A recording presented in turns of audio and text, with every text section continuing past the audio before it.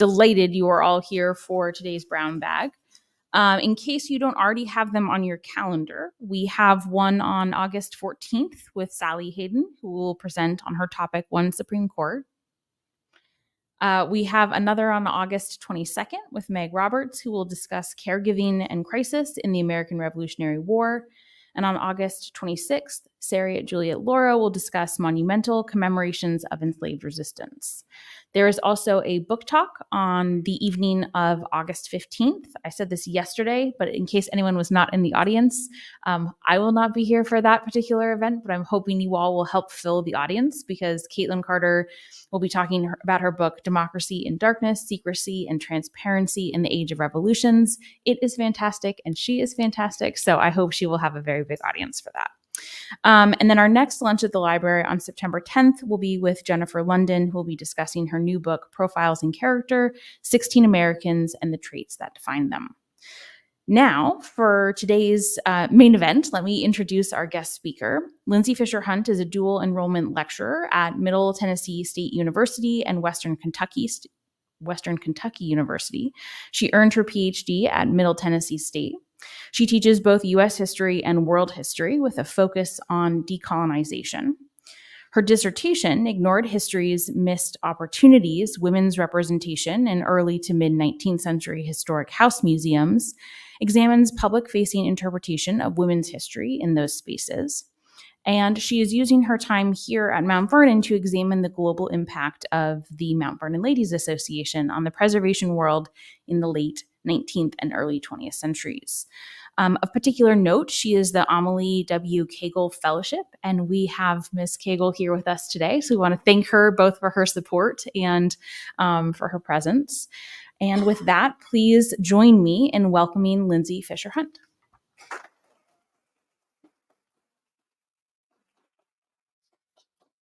Thank you so much for that warm introduction, Lindsey.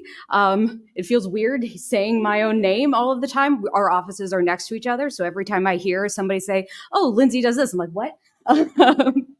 So thank you so much. As Lindsey said, I'm a dual enrollment instructor. I don't know if all of you know what dual enrollment means, but what that means is I teach college classes to high school students. So I am very well versed in speaking to multiple different crowds. So hopefully all of that translates well for all of you. So the first thing I want to do is take us back in time about 6 years. That's to 2018, 2019. I know, 6 years. I promise I've done the math on this. It seems like it's been 10 years, 2018, but I promise it's 6 years. So I don't know what you all were doing in 2018, but I was doing my dissertation research. And as Lindsey mentioned, that was on historic house museums. And I was particularly looking at how women were represented in historic house museums. And one historic house museum caught my eye in particular, and that was Andrew Jackson's The Hermitage. So now we're going even further back in time. And Andrew Jackson, he was a very polarizing figure, if you don't know anything about Andrew Jackson. But as I was researching The Hermitage, I found that Andrew Jackson and George Washington had a fair amount in common. Both were very political presidents. They had a, how do I want to say this? They were unifying figures for their time. George Washington unified the country, and Jackson unified what we would call the middling sort. They were also had personal qualities that we could say were unique to each. George Washington, even though many didn't know this, had a temper, and Jackson definitely had a temper that was on display for everyone to see. And for the purposes of our story, they were both adopted fathers. So Jackson adopted Andrew Jackson II. This was the son of his wife's brother. And a couple of years down the line, we get Colonel Andrew Jackson IV. And like John Augustine Washington III, Andrew Jackson IV was not a great farmer. He was also selling off Jacksonian relics, like John Augustine Washington III was selling off Washingtonian relics. And after the Civil War in 1889, Tennessee was in shambles. So they were trying to figure out what to do with the Hermitage. And what are you going to do except turn it into a historic house museum? And his wife, Amy Rich Jackson, has this idea. And she decides that she needs to contact somebody to turn this into a historic house museum. And who better to contact than the MVLA? Now, Mary C.C. Doris writes about this in The Preservation of the Hermitage. And she writes this whole grand story about how Amy Rich Jackson has this idea, and they jump into their wagon and drive the 18 miles in pouring snow and rain on the bitter cold, and don't stop but for one moment, and in a wind and dust storm, and finally get there in the morning and talk to the Tennessee Vice Regent, Cynthia Pillow Saunders, or Cynthia Saunders Brown. And unfortunately, Mrs. Brown is sick. She would, in fact, die the next year of her illness. So they talked to her daughter, Narcissia Pillow Saunders, and she tells her and gets all of the documents together for the Hermitage to start their Ladies Hermitage Association. So when I found all of this information, I tucked that into my little side quest folder, and I'm like, this is a great story. If one place does this, I bet you other places do this as well. Other historic sites have to contact the Hermitage or have to contact the MVLA to figure out how to start a historic house museum. This wasn't the focus of my dissertation, but I knew it was going to be a great story. Mary C.C. Doris is also a fascinating woman in her own right. She serves as one of the founding regents and members of the Ladies Hermitage Association. She founds a chapter of the Daughters of the War of 1812, and also a chapter of the DAR in Tennessee as well. So I don't know how you guys think about things. I think about things visually. So the way I wanted to interpret this is in a map, and to reinterpret the landscape of historic sites to show women's labor visually. So if we can get this to work. Nope. Maybe not. Never mind. We'll see it later. So if we go even further back, we can go to 1858, right back when the MVLA starts. And with the Mount Vernon Ladies Association, the MVLA is first formed as a fundraising organization, and it is all grassroots fundraising. And they publish the names of everyone who ever donated in the Mount Vernon Record here. So this is the very first issue of the Mount Vernon Record, published in 1858. Now, the organizational structure of the MVLA is it looks like a pyramid scheme, but I promise it's not. We have the regent at the very top. In the very beginning, it's Anne Pamela Cunningham. We have all of the various vice regents. And then underneath that, we have what were called lady managers, and then assistant lady managers. Now, one of the other research assistants, I have to shout him out. He helped me a lot with this, Mathieu Haro. He helped me with this graph and getting them all lined up. But these lady managers, there were 2,746 of them who all fundraised in their various communities. And some of them also had assistants who helped fundraise in the outskirts as well.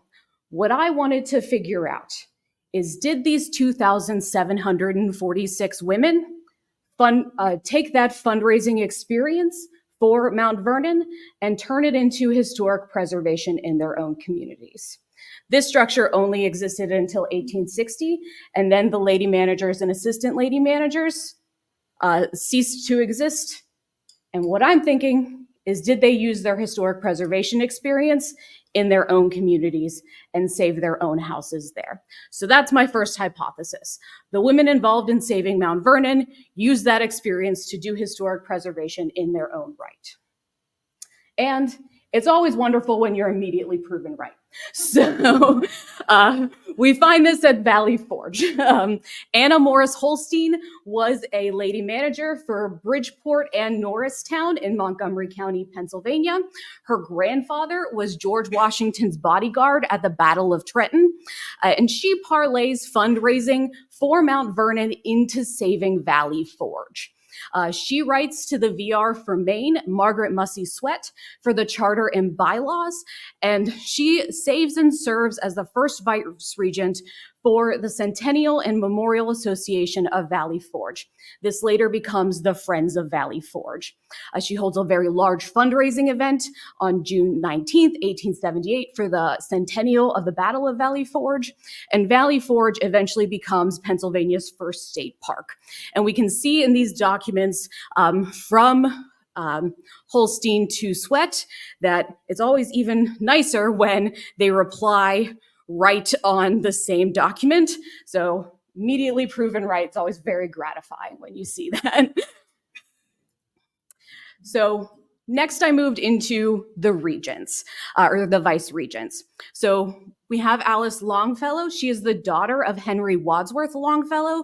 She grew up in George Washington's Boston headquarters. She comes by her affection for Washingtonia, very honestly. She is baptized on February 22nd, George Washington's birthday. So very much completely ensconced in Washington history from a very young age. She also saves sites associated with her father's poetry, like the Wayside Inn. In addition to this, she's also the vice president of the Society for Preservation of New England Antiquities. So this is if you are in the world of historic preservation, this is the third historic preservation society that ever exists. It goes the MVLA, the Association for the Preservation of Virginia Antiquities, and then the Society for the Preservation of New England Antiquities. So Alice Longfellow is there creating history twice. And the fact that she is the vice president of this and also bankrolling a lot of it makes a lot of sense when you think of it in terms of the long history of her career, both at the MVLA and as a historic preservationist. The next person I'm going to talk about is Frances Payne Bolton. So this is a little outside the scope of my history, primarily focused on the 19th century, but she's too good of a vice regent not to talk about. In the mid-1950s, the view from the back of Mount Vernon was threatened by development. That beautiful view of the Potomac. There's very valuable real estate on the Maryland side of the Potomac. They were thinking about building condos, an oil tank farm, even a wastewater treatment plant. And can you imagine seeing that as you're, sitting on the piazza and looking out and saying, oh, what's that wonderful smell? So Bolton personally buys 458 acres to save from development, and she works with a lot of other private landowners to create the Occoquan Foundation. Bolton is also the first female congresswoman from Ohio. Because she is also a lawmaker, she drafts legislation to save historic vistas, and that language is still used by the National Park Service today. Overall, 5,000 acres are protected under the Piscataway Park Foundation, and that's from Piscataway Creek to Marshall Hall. And we can all thank Frances Payne Bolton for that lovely view we still enjoy from Mount Vernon today. Next up, we have the Campbell House. So Campbell House has the unique distinction of being associated with two vice regents. The first is Virginia Kyle Campbell, who was the third vice regent from Missouri. She actually inherited the job from her neighbor, Anne Lucas Hunt, who was right around the corner from her. And we don't know much about what she did when she was a regent, but after she passes away, her sons honor her legacy to Mount Vernon by donating a whole lot of money. The first way they do this is Hugh Campbell, her eldest son, buys a set of candle stands that I believe are in the new room and drives them from Georgetown College to Mount Vernon. They were originally $40 when Washington bought them in 1789. And then when Hugh Campbell buys them, they're $300, and he drives them from Georgetown College to Mount Vernon, and they are accessioned as W1 in the catalogs. They are the very first artifact accessioned into the museum catalog. They also donate $3,000 to rebuild the deer park at Mount Vernon. Like a lot of English aristocrats, George Washington is trying to emulate English society, and he builds a deer park at Mount Vernon. But if you know anything about deer, they don't really like to be contained. So he had the problem that they kept jumping out of the deer park. And when the MVLA recreates this, they have the same problem, is they just keep jumping out of the deer park and refusing to be contained.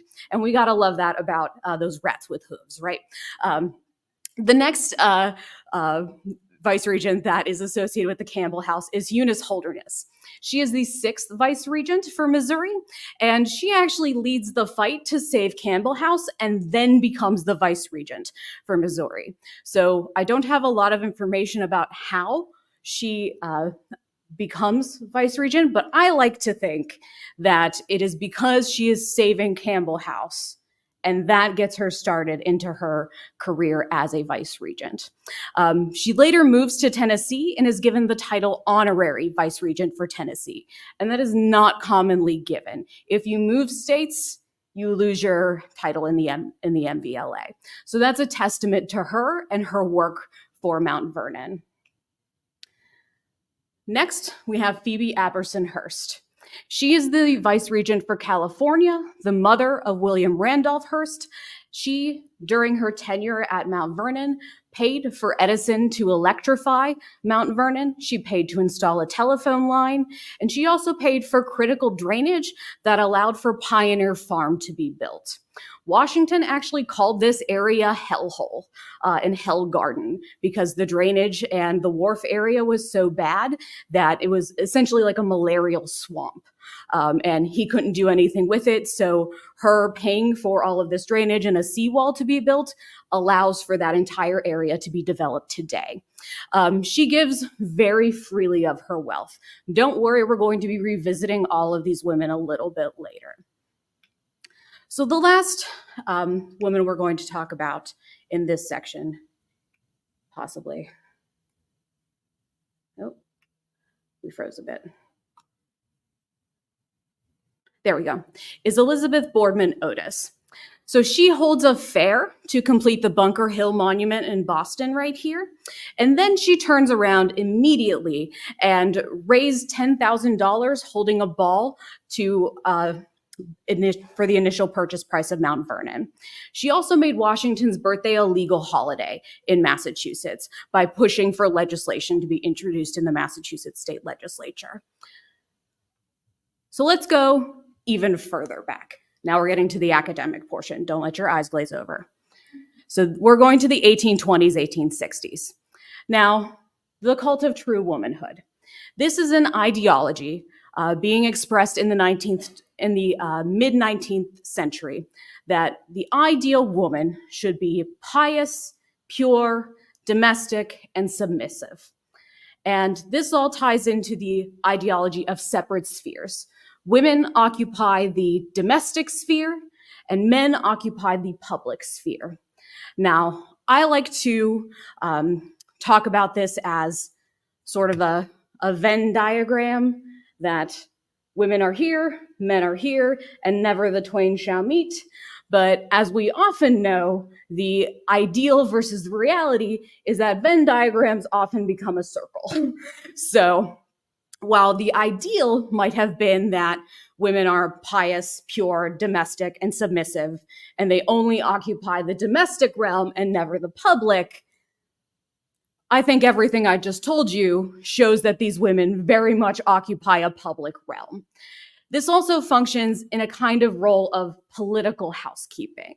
So women are being very active, especially in this role of historic preservation. And just as a side note, Goody's Lady Book here, Mrs. Sarah Joseph Hale, who was the editor of Goody's Lady Book, was also very involved in the Mount Vernon Ladies Association, publishing parts of the record and also publishing call to arms for saving Mount Vernon. So this brings me to my second hypothesis. Charitable giving, especially in historic preservation, allowed wealthy white women political agency within the constrictures of the cult of true womanhood. So let's revisit some of these women that we talked about before. Alice Longfellow. Alice Longfellow is independently wealthy. She never marries.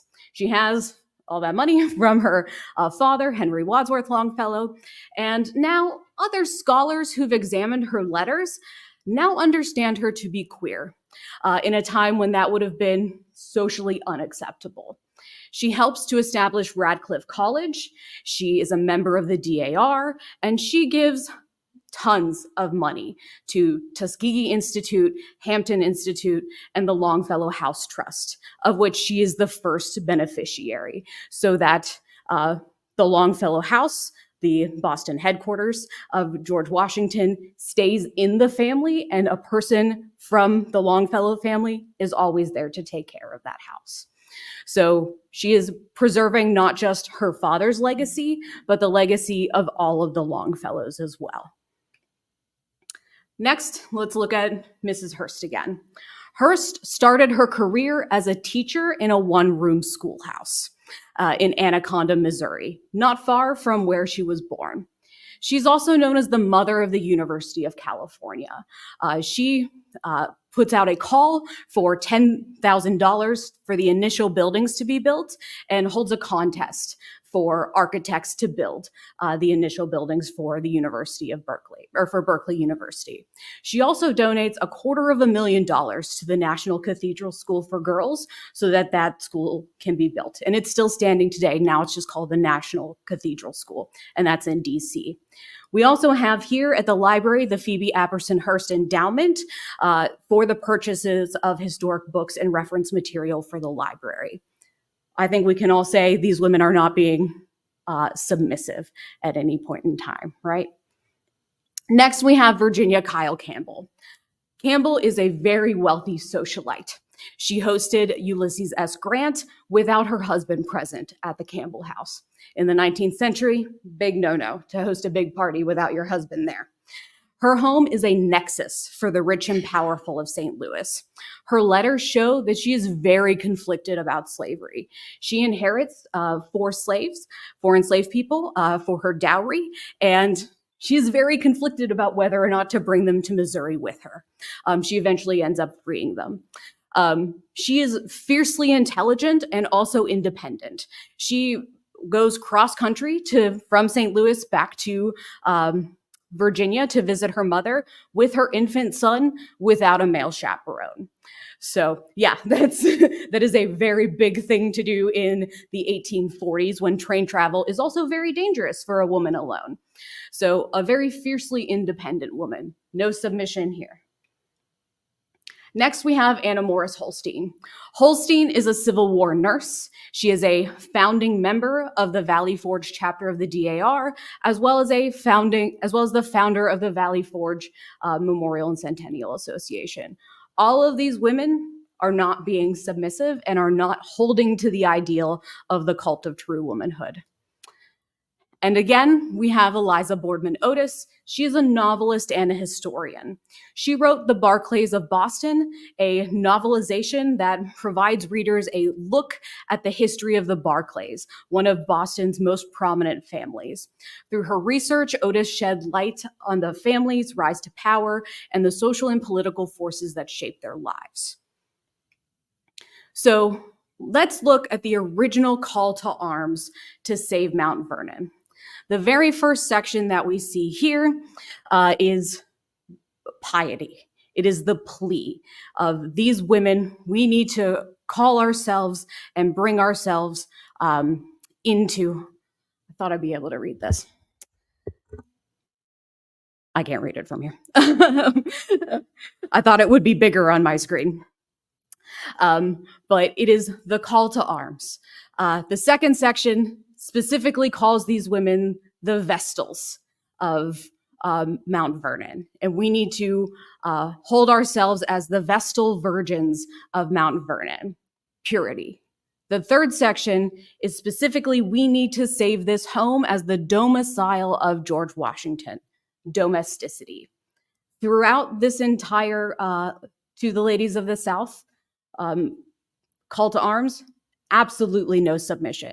In fact, she is blaming the men of America for allowing Mount Vernon to fall into such disrepair. And that is the responsibility of the women of America to save Mount Vernon.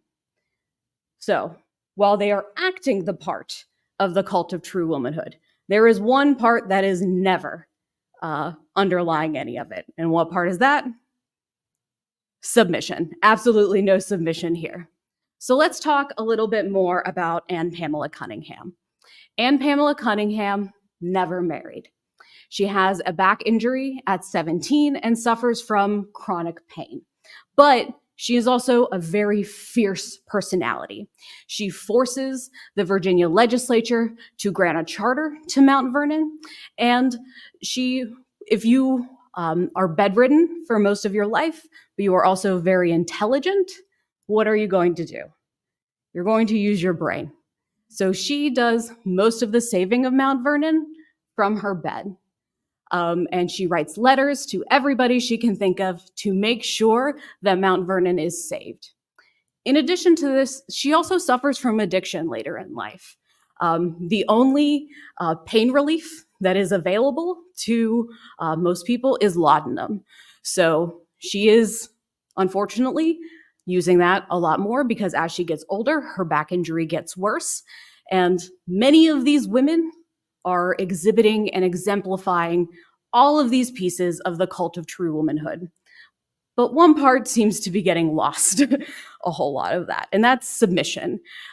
They are behaving in domestic ways by saving their father's houses like Alice Longfellow.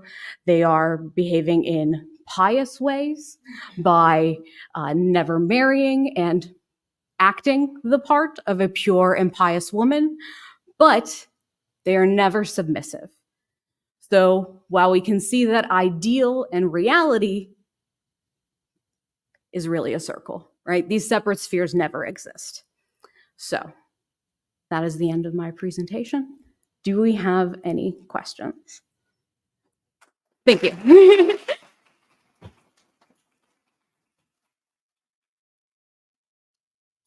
Is Eliza Boardman Otis the daughter of Mercy Warren Otis? I believe she is the daughter of Harrison Gray Otis, and or she's the wife of Harrison Gray Otis and the daughter of Henderson Boardman Otis. So I don't know if that's farther up, if that's Mercy Otis Warren. So I'm not 100% sure. I just know she had 5 kids, but I don't know. It could be farther up there. She could be related to one of those. Mm-hmm.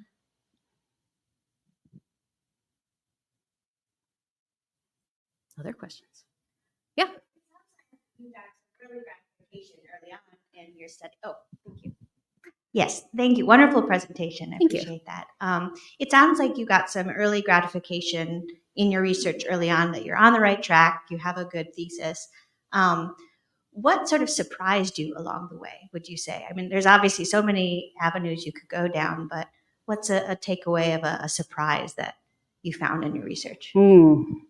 The surprise was how many of these women that there are, and how many lady managers and assistant lady managers there were, and how big of an effort this was to save Mount Vernon. We kind of think of it as just, these 30 women gathered together to save Mount Vernon, but it really took so many. There were, 2,746 of them. I keep saying that number all over again, but every person who ever donated $1 to save Mount, their name is recorded. And, this is, I say this is the first big grassroots fundraising effort, but this is the first big historic preservation grassroots fundraising effort. And I think to reframe that narrative is important, and to reframe the narrative that all of these historic sites are also sites of women's labor is also an important way to look at this. Hi, Lindsay. Hey. Oh, sorry. Thank you so much. This was such a fascinating talk. I love to hear about what you've been working on. I wanted to ask you a little bit about how you think about the ladies in terms of what was influencing the preservation work that they did at Mount Vernon. Do you think that they were some of these ideas and some of the structures they developed here were coming out of other kinds of sort of charitable organizations of the time, or what are your thoughts on kind of what influenced them, even as you've shared so much about how they were influenced at Mount Vernon to kind of go on and do other work? So I think the first thing I want to say is Anne Pamela Cunningham made a very smart and strategic decision when she saved Mount Vernon, and that's to save all of the buildings. There were preservationists at the very beginning telling her, just tear down those slave quarters. You don't need them. That's not something you will ever need to interpret. And we have all benefited today from her decision not to tear those down. And some of that might have been just a logistical decision of, no, we're not going to waste money by tearing down a building. But it was a very strategic decision on her part to not tear buildings down and instead leave them up for future generations to decide what to do with it. So they make a decision later to interpret to make an interpretive choice to interpret the house and the grounds to 1799. And that comes later in the period of the MVLA. At the very beginning, they're just like, we need all of Washington's stuff back, and maybe just period pieces and whatever we can. We have an empty house. John Augustine Washington III took everything out of the house, and they had like the 3 items. I think it was the key to the Bastille and 2 other. That's the big one, and 2 other things that were in the house. So they were kind of just in a rush to collect things that Washington might have owned, as well as things that Washington gave to people. So later, not much later, about 20 or 30 years, they make the interpretive choice to only interpret the year of Washington's death, which limits the scope of objects that they are interpreting, and then gives them a very good excuse to be like, no, your grandfather, Washington gave your grandfather that watch. You keep it. That's your family heirloom, not ours. So that is a good interpretive choice that they made. And they are being influenced, and then later they are the influencers. So by choosing a period of significance, I think that also helps other sites to then say, we are going to choose a period of significance to interpret our sites as well. And personally, I think that might be to the detriment of other sites. I found in my research that when sites interpret their own institutional history, women's history is talked about more, because we found that a lot of these sites are saved by women. And when we talk about our full institutional history, women are talked about more. So especially at the house, you don't hear anything about the MVLA. You have to go to the museum to see anything about the MVLA. And it's a wonderful exhibit there. But if you're hot, it's been a long day, you've been on the grounds all day, maybe you don't go into the museum because your kids are cranky, right? So some people are missing some of that. So some of these choices, for good or ill, the MVLA has influenced other historic sites to do that as well as being the influencers and influenced by historic preservation as they are creating it. There is no field really of historic preservation in the United States before the MVLA comes along. So they're kind of making it up as they go along. Yeah. Thank you, Lindsay. This was fantastic. Such exciting work. Thank you. I loved the quote right at the beginning where you were talking about Amy Rich Jackson's retelling her epiphany of preserving the house. And I think I saw on the source, she said, while engaged in some household work, it flashed into my mind, why not have a memorial like Mount Vernon? And I think that's so interesting in terms of she's having to situate her work within a sort of domestic realm. But I also was thinking, a lot of these women are so rich that presumably a lot of their domestic labor is done by domestic servants or enslaved people. So I was wondering if you have a sense of how these women understand their own domestic work? Like, how are they sort of interpreting that level of domesticity and the sort of labor that involves when they're doing a certain amount of like housekeeping and keeping the house going, but like a lot of the labor itself is done by other people. So I think in the specific case of Amy Rich Jackson, this is coming well after the Civil War. So it's 1889 when the Ladies Hermitage Association is formed.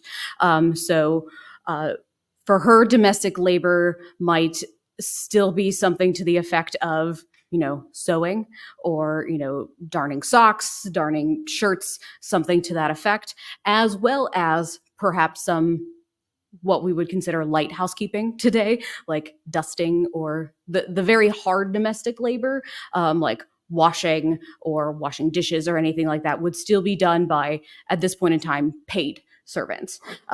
So they do have some paid Black servants that are working there, but they do not have the amount of servants that would be necessary to keep a working plantation going at the Hermitage at this point. A lot of them are still living on the property, and in fact, later become the first interpreters at the Hermitage. Alfred Jackson is the very first interpreter at the Hermitage, and he serves as the main source of Jackson information until 1901 when he dies. And he is like they set up there's so many fascinating informations about Alfred Jackson, but they set up a museum inside the house with cases and everything, and he's going blind towards the end of his life, but he can still see some things, and he's like, somebody moved Miss Rachel's bonnet. I can see it out of the corner of my eye. Somebody moved it. Where'd you move it? So he very much has a encyclopedic knowledge of everything that's in that house, to the point where the ladies get a little bit annoyed with him.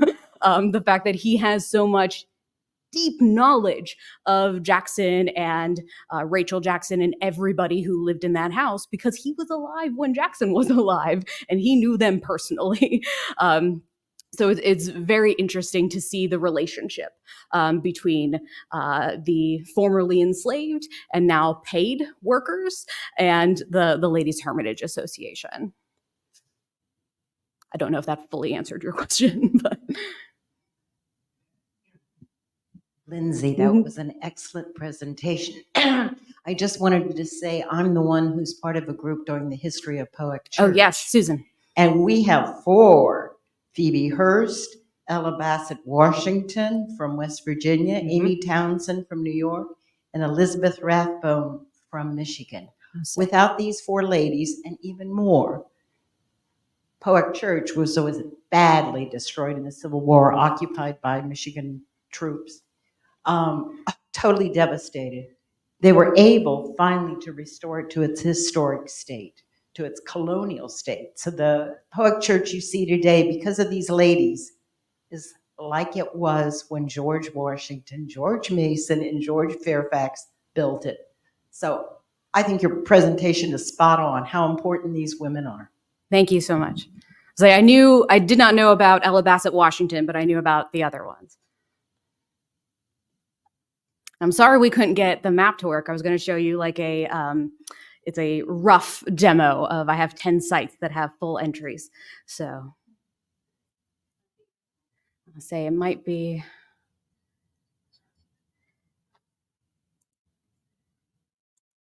It just says like, is it in just says cannot. That is really weird. Is it? I guess it was embedded. Yeah.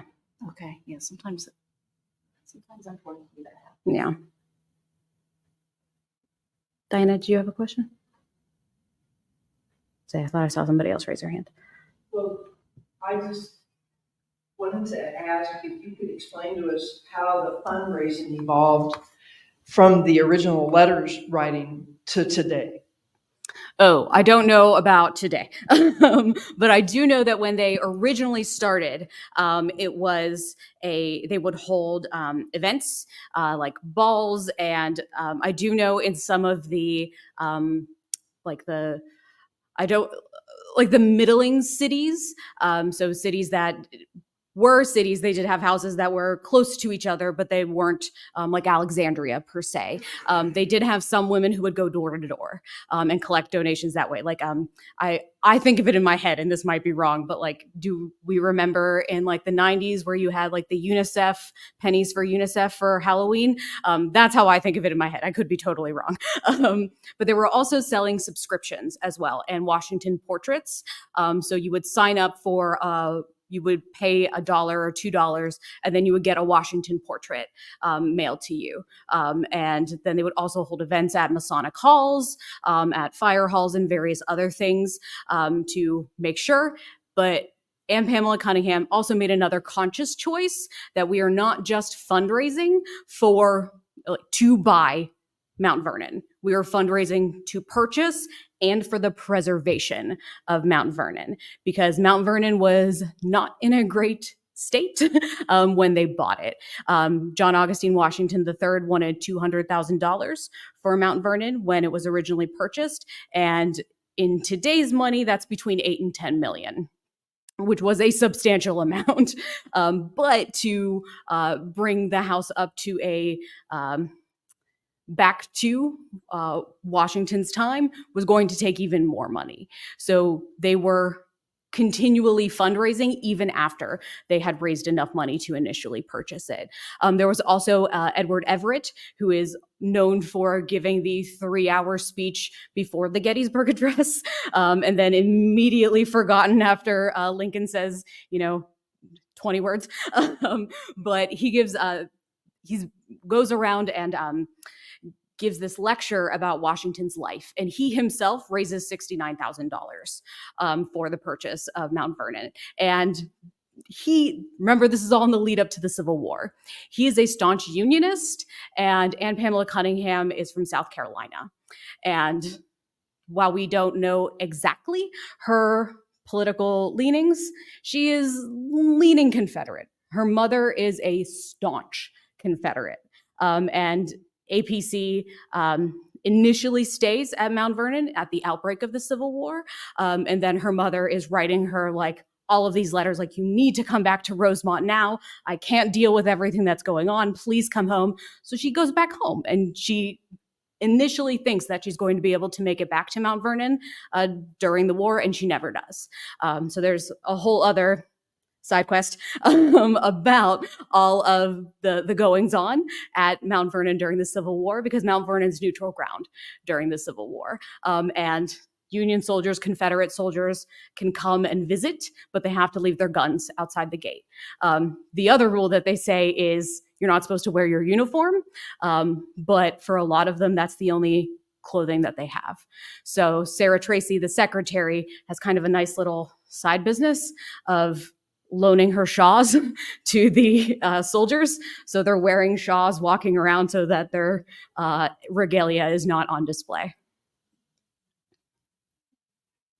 How were these ladies selected? Who selected? The regent selects them. Anne Pamela Cunningham makes all of the initial selections. Yeah. And if I might say so myself, she does an excellent job in selecting the very first regents. And the very first regents for all of the initial states she chooses are fascinating characters in their own right. For example, for Florida, Catherine Dangerfield Willis Gray Murat is a descendant of Washington, and she is also a princess.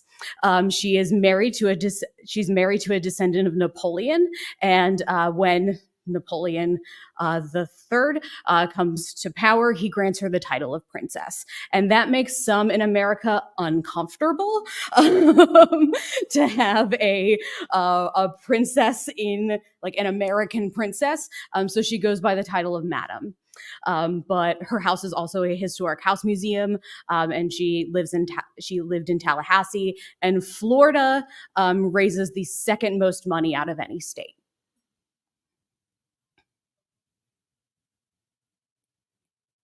How many of these connections did you find, roughly? I'm still researching them, but I have between 30 and 50 so far.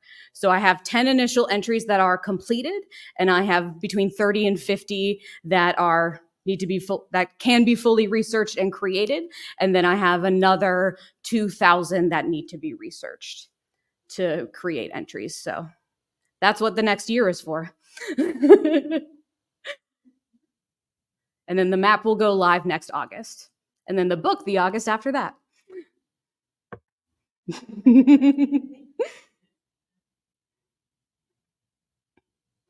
Any other questions?